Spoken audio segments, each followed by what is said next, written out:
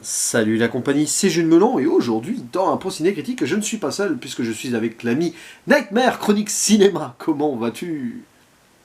Ça va bien et toi, comment ça va? Bah écoute, ça allait très bien avant que je me lance dans le visionnage de ce film. Non, je plaisante, hein. Attention, je ne donne pas mon avis encore, mais c'est un pari que tu m'as donné, c'est qu'on parle des trois Cendrillon ensemble. Alors, il y a quelques semaines, un peu moins, quelques jours on va dire, nous avons parlé de Cendrillon, hein, le classique sorti en 1950. Et bien là, nous allons parler de sa première suite sortie en 2002 en direct to DVD VHS à l'époque quand même, Cendrillon 2, une vie de princesse. Bon, le titre français peut prêter à rire. En anglais, c'est Dreams Come True. Pourquoi pas. Réalisé par un certain John Kafka, qui porte peut-être bien son nom tant le projet semble absurde à la base de sortir une suite 52 ans après. Mais bon, hein, il fallait bien quand même rendre les choses plus lucratives et ressortir des vieux classiques. C'est peut-être mieux que les remakes live action, tu vas me dire, mais ça c'est un autre débat. Et au casting de la voix, enfin des voix françaises, nous avons quand même des bons comédiens de doublage. Ça, il faut le signaler. Par exemple, Laura Blanc qui joue Cendrillon, les regrettés Claude Chantal pour la marraine et Jacques France pour Gus. Citons aussi la présence de Josiane Pinson qui joue la dame qui veut que tout soit convenable dans le premier segment. Ou tiens, Emmanuel Curtil, la voix de Jim Carrey qui est là et qui joue un boulanger, et on peut se demander pourquoi pas. Alors, cette suite, ce n'est pas vraiment une histoire en soi qui tient toute seule, c'est trois segments, trois moyens métrages, on va dire ça comme ça, qui vont continuer l'histoire de Cendrillon, sauf que dès le début, clairement, on le précise, il n'y a qu'une seule histoire de Cendrillon. Il n'y a pas de suite. J'ai l'impression que d'ailleurs le métrage se moque de lui-même d'avance. Et au final, donc, on va voir trois histoires qui vont être plus ou moins inventées, fantasmées, on ne sait pas trop, mais vécues quand même, du coup. Fantasmées et créées par les petites souris qu'on voit dans le premier film. Et on va suivre donc Cendrillon pour la première histoire qui apprend à vivre dans le château et qui doit apprendre les conventions, mais qui a envie de changer les choses. Deuxième histoire, Cendrillon n'est quasi pas là. C'est plutôt une des souris qui devient un homme. Et troisième histoire, Cendrillon qui va aider une de ses belles-sœurs. Oui, celle qui était méchante dans le premier film, là, une des belles-sœurs qui a un coup de cœur pour un boulanger. Bon, pourquoi pas. Vous allez me dire, c'est assez osé, vu comme ça. Si vous connaissez le classique et que vous ne connaissez pas cette suite, vous êtes en train de vous demander, mais pourquoi? Mais pourquoi pas? Bref, quel est ton avis sur cette suite, donc, que j'ai découverte sur le tard, mais que toi tu connaissais depuis un petit moment, il me semble.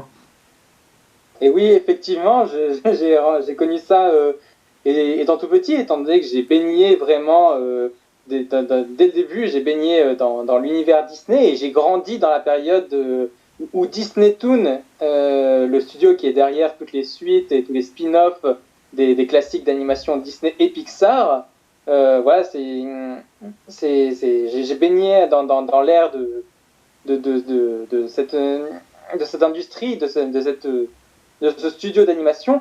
Et donc, ouais, j'ai un petit rapport nostalgique avec certaines de ces. Avec pas mal, quand même, on va pas se le cacher. Avec pas mal de ces suites qui ne sont pas toutes des chefs-d'œuvre. Non. Et malheureusement, Cendrillon 2 fait partie un petit peu de ces suites qui sont pas toutes représentatives, mais qui sont vraiment une forme bien précise des suites Disney Toon, à savoir la suite en trois segments. Il y en a eu beaucoup. Il y a Cusco 2 qui est comme ça aussi. Il y a La Belle et la Bête 3. Oui, ils en ont fait 3, de La Belle et la Bête aussi, et celui-ci est particulièrement catastrophique. Et donc, voilà, il y a aussi Cendrillon 2. Je ne les ai pas tous en tête, mais voilà, c'est un truc qui est vraiment très fréquent du côté de Disney Toon. Et c'était pas forcément le segment le plus qualitatif, c'est même un segment un peu facile en soi. Le fait est que j'en veux pas plus que ça quand même à Disney Toon de ce côté-là, parce qu'il faut savoir que Disney Toon c'était vraiment un studio qui avait été fait pour capitaliser sur les classiques d'animation. Donc évidemment, il n'y avait pas énormément de budget non plus, donc on ne peut pas s'attendre à des chefs-d'œuvre d'animation. Et c'était souvent des délais assez restreints, donc on ne pouvait pas s'attendre non plus à des chefs-d'œuvre d'écriture. Mais il y a quand même quelques fois dans le lot, des films Disney Toon, il y a quelques films qui réussissent à sortir, mais pas Cendrillon 2. Non. Plutôt le Roi Lion 2 qui était pas mal, hein, quand même, hein, de mémoire, il faudra que je le revoie. Le roi, Le Roi Lion 2, par exemple, Ouais. qui peut être qui est plus ou moins apprécié selon les gens, mais Cendrillon 2, non. Bah, C'est globalement assez médiocre bah, le dans souci, l'ensemble. il y a un souci quand même pour moi. Enfin, là tu parlais de la segmentation, c'est pas le seul dans ce cas, mais pour moi c'est de la paresse scénaristique quand même. Ok, tu fais une suite, bon, t'assumes une suite, quand même, débrouille-toi pour trouver un scénario pour tenir 1 heure 10. En plus, ça dure 1 h 10. 3 segments. Eh, Tu fais ça sur des séries, oui, mais là t'as l'impression de sortir une mini-série en film suite, c'est quand même très paresseux, je trouve. Et après, en soi, tu peux prendre les segments à part, en les développant, on pouvait en faire quelque chose. C'est pour ça que je suis un peu frustré, même, je suis pas dégoûté, le film n'est pas horrible en soi. C'est pas vraiment un film à mes yeux, c'est vraiment une mini-série, quoi. C'est pas catastrophique. Est-ce que ça viole l'original un petit peu sur certains points, mais bon, on a vu pire quand même. On viendra sur quelques détails là-dessus. Mais voilà, t'as 3 histoires qui ne sont pas vraiment approfondies. L'idée d'ailleurs de voir Cendrillon, donc premier segment, vivre sa vie de princesse et se révolter, enfin pas se révolter non plus, c'est pas, voilà, mais elle veut changer les conventions, c'est intéressant. Mais voilà, on va se concentrer sur la bouffe et tout, sur une histoire de dessert. Alors, on insiste bien que les pruneaux c'est pas bon, je sais pas pourquoi, et que les enfants ne voudront jamais manger de pruneaux après avoir vu ce segment-là. Parce qu'il y a du chocolat, ah le chocolat c'est mieux. Bon, d'accord, le message moral étant ici, de toute façon, les conventions, c'est le passé, il faut aller de l'avant. Ok, d'accord. Le deuxième segment, mais il est totalement osef au milieu, c'est juste pour remettre la magie de la marraine. Parce que là, pour le coup, la marraine, on la voyait pratiquement pas une fois dans le film d'origine, mais là, on va te la servir à toutes les sauces. Hein. Ça, je pense que c'était dans le cahier des charges. Il dit, ah, vous me la mettez partout, la marraine. Hein. Clairement, hein, vous me faites une suite, vous me mettez la marraine. Et du coup, voilà, l'histoire de la souris qui en a marre d'être une souris parce qu'il y a un chat. Alors, c'est même pas Lucifer, c'est la chatte du château qui va, voilà, parce que bon, bref, pourquoi pas.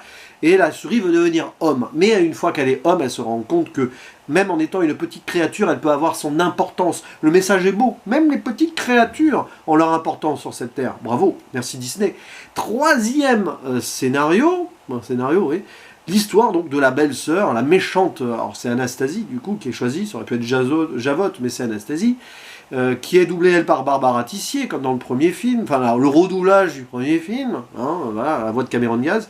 Et voilà, elle tombe amoureuse, mais sa mère, la marâtre de Cendrillon, ne veut pas, et tout, gna gna gna, émancipation, tout ça, et puis finalement, si on veut être avec quelqu'un, on a le droit. Bon, message assez progressiste et tout, mais quand on y pense, c'est bien beau tout ça. C'était pas déjà un peu has-been en 2002? C'est ça qui me fait marrer quand même. Ce film serait sorti dans les années 70-80, à la rigueur, mais là t'as l'impression qu'en fait c'est une suite qui aurait dû sortir 20-30 ans avant, et qui arrive trop tard. Je sais pas ce que t'en penses là-dessus, sur les messages, hein, sur les oui, morales.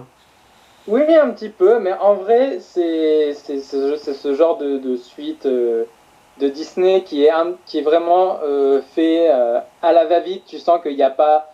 Tu sens que vraiment ça a été fait dans la précipitation, pardon, et que vraiment tu baignes un petit peu dans l'oseillerie, dans le médiocre, dans le mais, et que quelquefois, parfois, dans les 1 h 10, 1 h 15 qui composent le film, il y a des petites fulgurances, des bonnes idées qui Ouais. sont exploitées, mais à tout casser, sur 1 h 10, on doit être sur, allez, en étant très large, 5 minutes de vraiment grandes bonnes idées.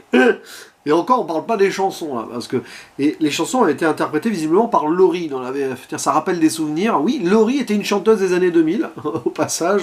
On la salue si elle nous écoute, parce que je sais pas ce qu'elle devient. Bon, elle doit continuer sa carrière, mais underground, on va dire. Et tu reconnais la voix de Laurie, quoi. Là, il faut avoir grandi dans les années, enfin, avoir connu Laurie dans les années 2000. Bon, oui, tu l'as dit, tiens, j'aime bien ce mot, c'est de l'osefferie. C'est très osef tout ça quand même. C'est pas catastrophique, mais qu'est-ce qu'on s'en fiche? T'es arrivé à la fin, tu t'es dit, ah ouais, bon, c'est sympa. Puis il y a quand même des trucs, moi, qui m'ont un peu énervé, vite fait, c'est que, voilà, tu fais une suite, le prince, t'attends à ce qu'on mette le prince en avant, quand même. Ils sont ensemble, il va y avoir une vie de couple et tout. Ah, pas du tout. Le prince, on le voit au début, puis il s'en va, et puis... il est inutile, le prince. Pourtant, quand même, ils sont allés chercher Damien Boisseau pour le doublage, hein, la voix de Matt Damon, qui a dû... Je sais pas s'il a pris de l'argent hein, pour faire ses 3 répliques au début, mais voilà, je sais pas. Okay, l'intérêt du deuxième segment, quand même, il fallait mettre les personnages secondaires du premier film en avant, les petites souris. Bon, Je sais pas, parce que peut-être que elles étaient populaires, ces petites souris, peut-être, hein, voilà.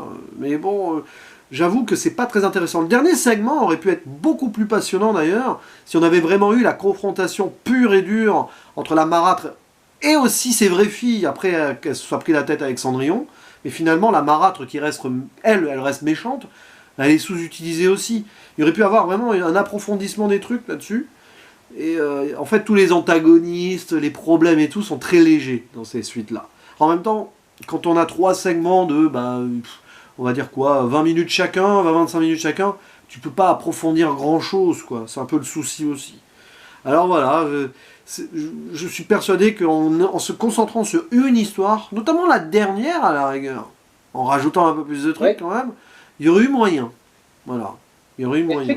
Effectivement, c'est clair que la dernière histoire de ce Cendrillon 2 est à la fois la meilleure et la pire des histoires. Alors pourquoi je dis ça? Bon, je vais revenir d'abord rapidement sur le premier segment et le deuxième. Le premier, globalement, il est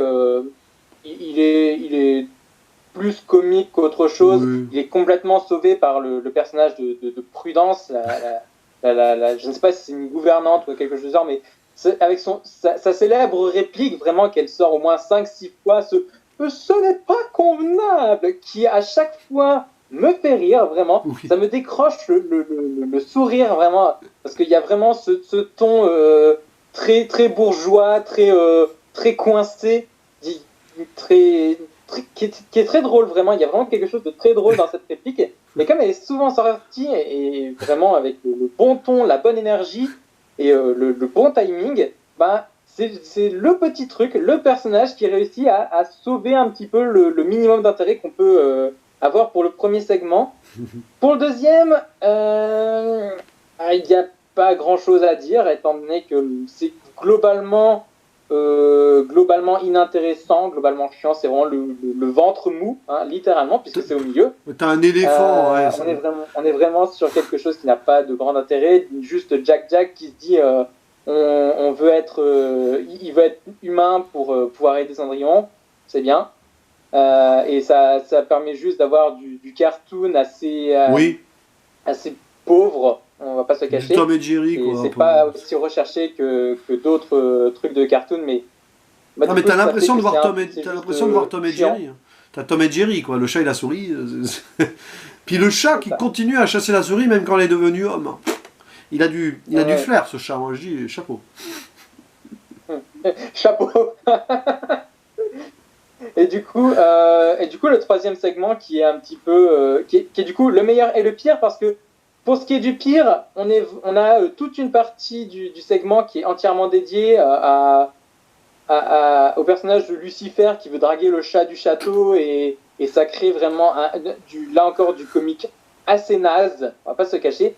Mais c'est aussi le meilleur segment, étant donné que il y a un vrai développement, un vrai regain d'intérêt au niveau du personnage d'Anastasie. C'est vraiment ce personnage-là qui est mis en avant. C'est vraiment ce personnage-là qui est le plus développé de tout le film.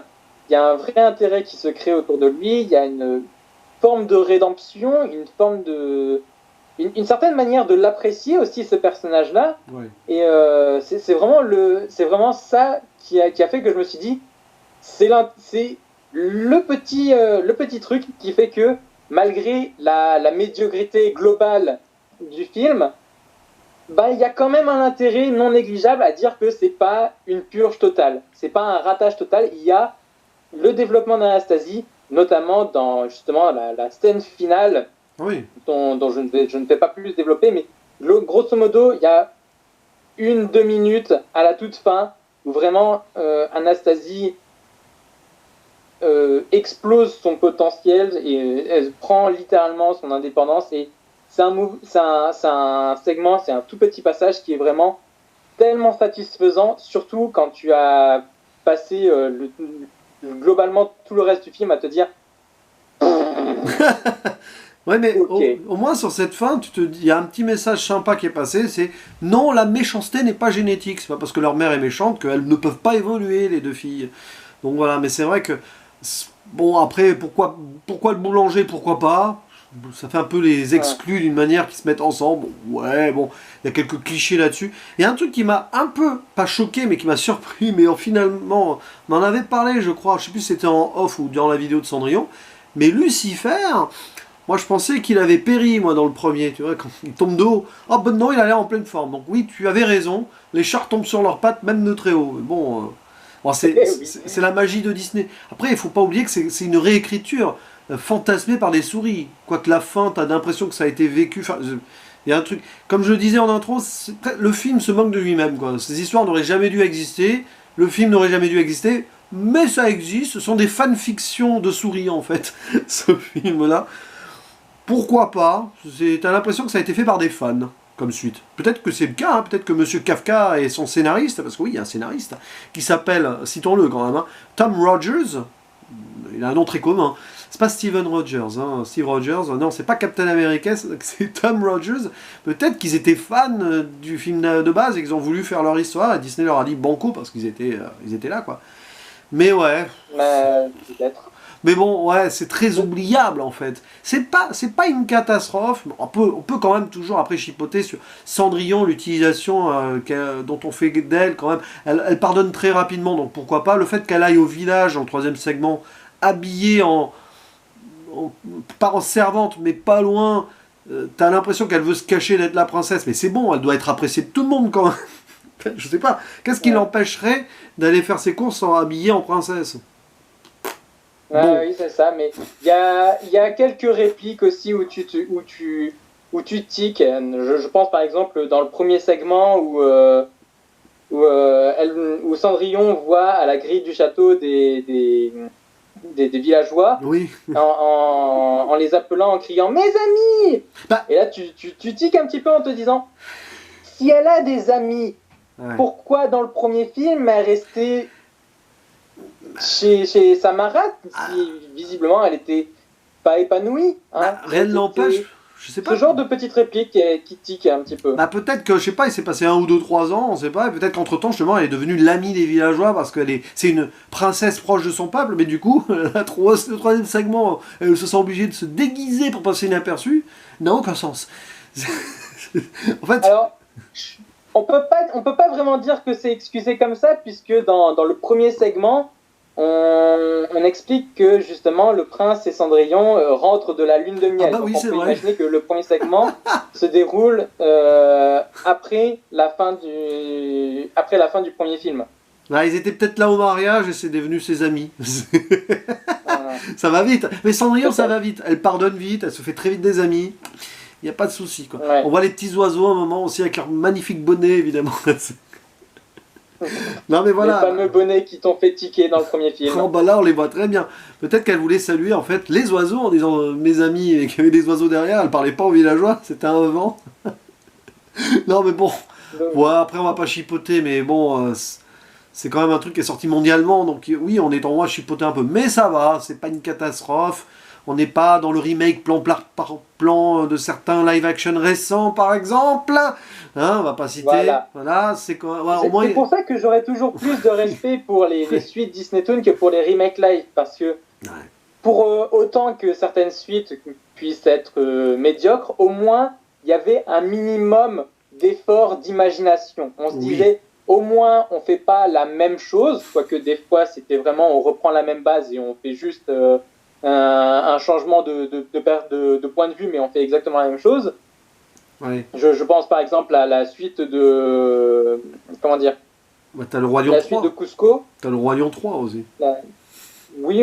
Non, le Roi Lion 3, c'est différent. C'est un cas bien particulier, mais voilà. Au moins, dans les suites Disney Toon, il y avait un effort d'imagination, un effort d'écriture, un effort d'innovation, qui parfois va totalement dans le mauvais sens.